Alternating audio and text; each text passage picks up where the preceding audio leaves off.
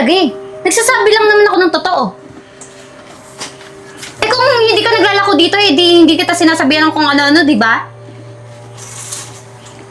Sige po ma'am, Ang pasensya na ingay sa po. loob eh. Ririnig ka eh. Parang tanga eh.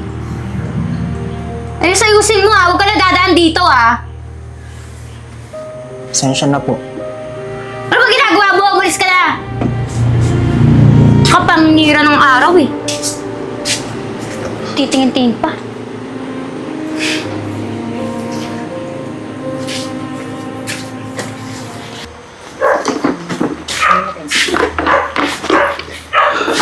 Oh, Ma'am, anak.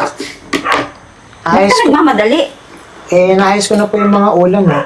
Kaya alam niyo naman, pag gantong madaling araw, maraming bibili. Yan na ba yung mga paninda mo? Opo na, ito na nga po yun. Kompleto na. Ba't Kompleto na parang may po. kulang pa? Nandyan na ba lahat? Opo na, ito na po yung tapa. Tsaka yung itlog, Ah, oo. sausage, tocino. Okay na po ito na eh. Anak, hindi ka ba napapagod sa ginagawa natin? Alam niyo naman po na kailangan natin kumayod eh. Napapagod man po ako pero wala po ito na Kayang-kaya po to. Anak, hindi naman kasi lahat ng pagod talo. May mga pagod din na masarap. Yung bandang huli, nanalalo. Sa takbo ng buhay natin, na balang araw, aasenso din tayo. Maraming salamat anak sa pagtsatsaga mo ha. Wala ito na alam niyo naman, para din naman po sa atin itong ginagawa ko po At saka na maraming salamat po kasi naniniwala po kayo sa akin kahit na ganito po yung tinatrabaho ko ngayon. Alam mo kasi anak, minsan ako yung nawawalan na ng pag-asa eh. Naku Nay, huwag ko kayo mawalan ng pag-asa dahil darating po yung punto, malay nyo, marami tayong mabenta. Tapos dadami tayo ng pwedeng bilhin na ulam para ibenta. Nay, huwag ko kayo masyado mag-alala, ako na po bahala, okay? Oh, sige, salamat anak ha. Sige. Nay, una na rin po ako, Nay. Oo, baka mamaya umalis na yung mga empleyado ng City Hall, wala ka nang mabenta. Oo nga po. Sige, Nay, dito po muna kayo. Oo, sige na, mag-iingat ka ha. Opo, Nay.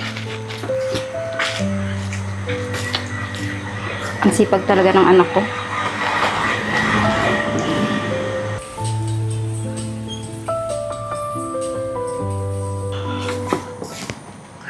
Sakto. Daming customer. Bili na po kayo ulam. Ulam po. Hoy kuya! Huwag ka maingay dito. Nakakabulabog ka eh. Pasensya na po.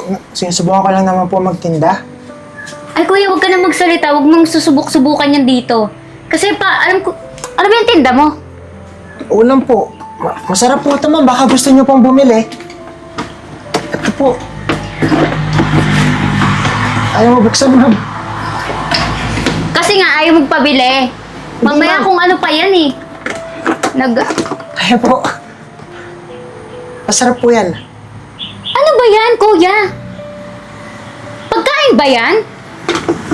Grabe naman po kayo magsalita, ma'am. Pangat na itsura. Kasi pangit mo.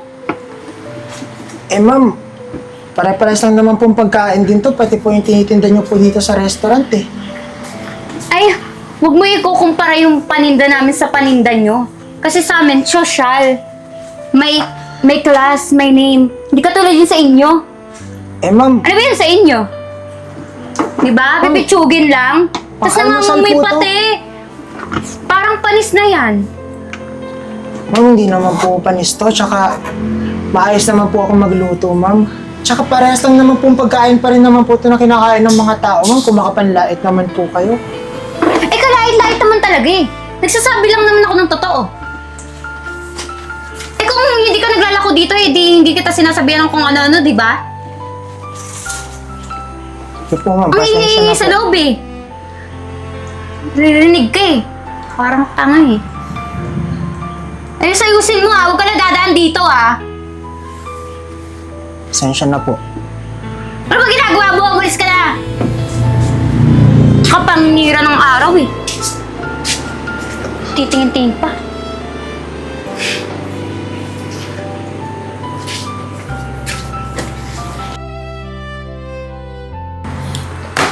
ano ba kinikita ko dito? Ay, Ouch! ay, hello po. Ba gusto niyo po bumili ng ulam? Actually, may nahanap kasi ako dito eh. Ano po yun? Ay, di ba kayo nagbebenta kanina? Opo, yung nandun po sa... Ay, nakabili na Stations. ako niyan kanina. Ikaw naman, mabilis makalimot. Ako yan kanina, nakasalubong mo, bumili na ako niyan. Okay Dalawang po piraso. pala. Ay, nako, salamat po at bumili po kayo. Ay, naku, alam mo ba? Natikman ko. Ang sarap! Talaga po? Oo!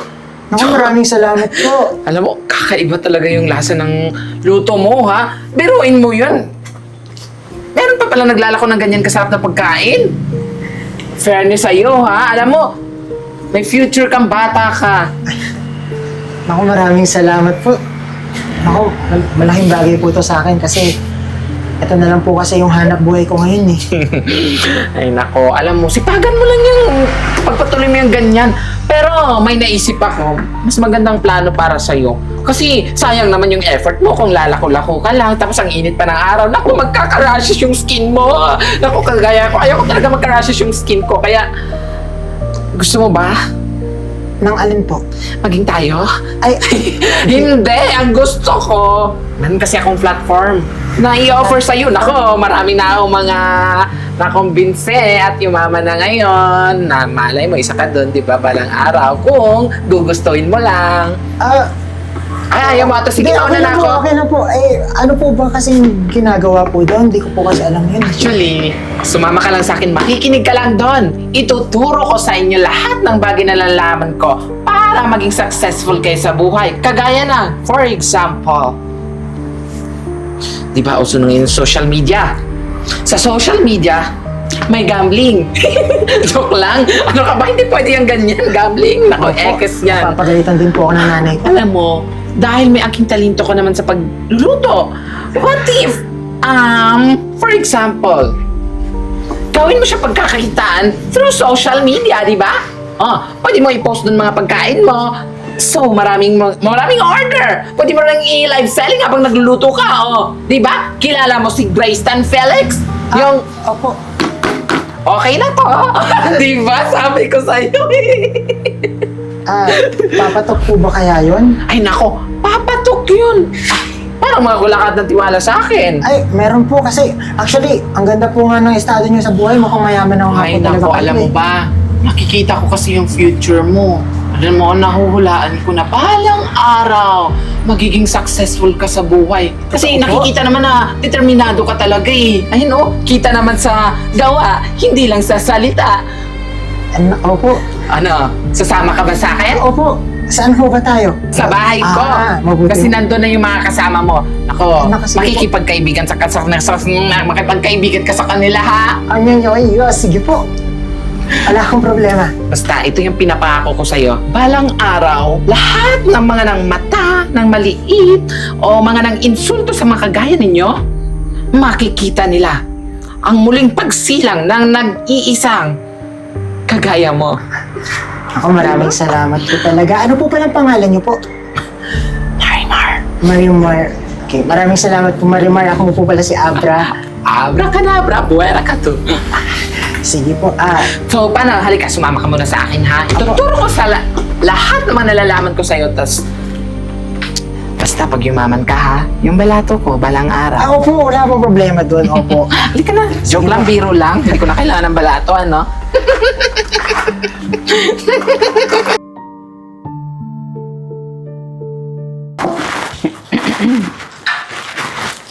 Oh! Anong ginagawa mo dito? Di ba ikaw lang yung nagtitinda ng kakanin? May reservation kasi ako dito. Aba, tsaka nagbihis ka pa.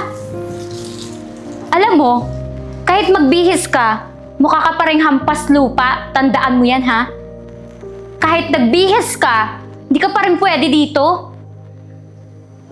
Ganun ba? Oo! May meeting kasi ako dito eh. Anong meeting? Tsaka, paano ka magmi-meeting dito? Di mo naman afford yung mga binibenta namin dito eh. Di ba ikaw si Ann Damit? Oo, bakit? tapos kilala mo si Mr. Natividad. Oo, ano namang kinalaman yun dito? Sa katunayan meron kasi akong meeting. Kasama siya. Aba, pinapatawa mo ba ako? Paano mo naman makakausap yung boss ko? Ang totoo kasi niyan, ako yung buyer ng restaurant na to. Huwag ka magpatawa. Ang taas naman ng pangarap mo, no?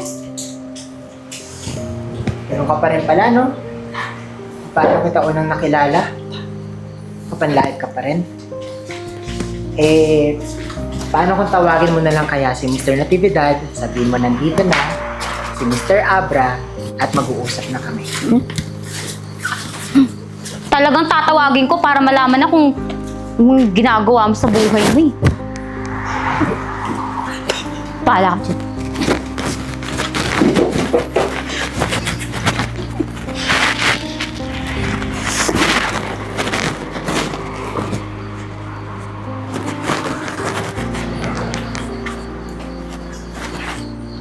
O ano? Ano sabi? Sir, pasensya na po, wala po kasi akong alam eh. Alam mo, Ann, kahit wala kang alam, hindi tama yung ginagawa mong pagtrato sa mga tao eh. Kahit na sa tingin mo mas mataas yung posisyon mo sa kanila o estado mo sa kanila, hindi tama na pagtitingin mo sila na parang napaka baba. Hindi maganda kasi yun eh. Alam mo, Ann, since ako naman yung nakabili sa restaurant na to, at konting pag-uusap na lang yung gagawin namin ni Mr. Natividad, siguro naman may kapangyarihan ako para umalis ka na sa restaurant ko na to.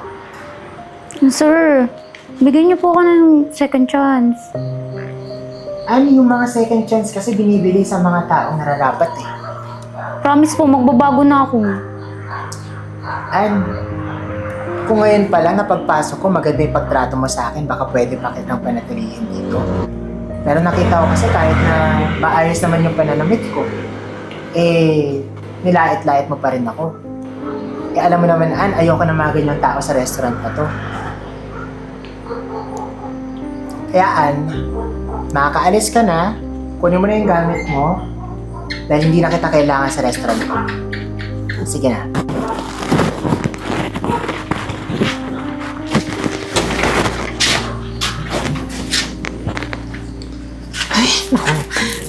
Tita, umupo ka dito. Ang luwag ng ano ko, tita. Dress ko, tita. Sana nilagyan mo kasi yan ng belt. Di ko nalagyan ng tape. Nakita mo tuloy kanina. Ay, sandali, ayusin ko muna. Hindi ako makaupo ng maayos eh. Ayan. Ang layo naman. Yung mesa mag-adjust. Ma, ito na nga pala yung restaurant na nabili ko. Mamaya mag-uusap ulit kami ni Mr. Natividad para sa mga turnover. At di ko alam na mararating ko to kundi dahil sa tulong ni Marimar. Kaya Marimar, maraming salamat sa iyo, ha? Ay, naku, wala ano man yun. Lalong-lalo na, tita. Ngayon, magbabago na yung buhay nyo, ha? Hindi ka natitira doon sa bahay ninyo dati kasi meron nang nabili si sir na dati na bahay ninyo. Anak, ang pakaswerte natin, ano? Lalo ka na. Kasi dati, naglalako ka lang sa labas. Pumupunta ka sa munisipyo para mag-deliver ng pagkain. Pero ngayon, may sarili ka ng restaurant, oh. Sobrang natutuwa talaga ako sa'yo, Nak. Di ba? Sabi ko naman sa'yo, nasa huli talaga yung sarap ng tagumpay, di ba? Hindi natin akalain na andito ka na ngayon. Di ba? Kasi nga, Nay, nagsipag yung anak mo at ginalingan niya sa buhay. Naku, Nay, di ko naman to makakamit kung hindi dahil sa paniniwala niyo at saka sa pagtulong sa Tulong akin sa ni Marimar. akin. Yeah. Alam mo naman, hindi tayo sumuko. Oo nga eh. Kung hindi dahil sa inyo, baka hanggang ngayon, lalako pa rin ako. Alam mo, Nay, simula ngayon, kailangan na natin magkaisa dito. Lalong-lalo na, paparating na yung mga hator. Hator? Siyempre, kailangan nating magkaisa para sa darating pa na pagsubok natin sa buhay. Alam mo, Marimar, salamat sa'yo ha kasi tinulungan mo yung anak ko. Utang na loob namin yun sa'yo, alam mo ba? Malamang, Nay, kinakailangan mong bayaran yun. Ako pa talaga magbabayad, dapat yung anak ko. Siyempre, joke lang. O, ikaw ha, bilang kapalit niyan, kinalaang na. Oh. Diba? Ano daw, hindi ko naintindihan. Ano parang sasabihin mo, ayusin mo nga. Ang kapalit ng lahat ng pagtulong ko, kinakailangan na ipakasal mo yung anak mo sa akin. Joke lang na. Nakapalit yun. Importante is magkakasama kayong dalawa at masaya na yung pamilya ninyo. Hindi na kayo naghihirap, hindi na kayo nagdusa, hindi na kayo nagluluksa, at lalong-lalo na, hindi na kayo ulit magugutom. Yun naman talaga yung number 1 doon, di ba anak? At dahil dyan, kung anong gusto nyong bilhin dito sa restaurant, ako bahala, orderin nyo. Nako. Oh, ano pa inaantay mo? Maupo ka dito, sumalo ka sa amin. Naku, Nay. Kaya mo nang tumayo dito. Huwag mo ipilit na paupuin ako dyan kasi kulang ng upuan. Ikaw talaga kung ano anak nagsasabi mo sa buhay. Ang laki ng restaurant na ito, oh. Ayun, may upuan pa ako. Kumuha ka na lang. Okay na dito, Nay, kasi mukha ka na ng upuan. Ikaw na ng upuan ko. Payag ka? Ikaw upuan ko? Tignan mo, nilait pa ako. Ano ba to? Kaibigan ba talaga to? Ay, naku, Nay. Ayaw ko rin upuan ka. No, syempre. Oo. Gat ako, hindi mo ko kaya. Sige na, order na tayo. Tatawag na ako ng waiter, ha? Waiter!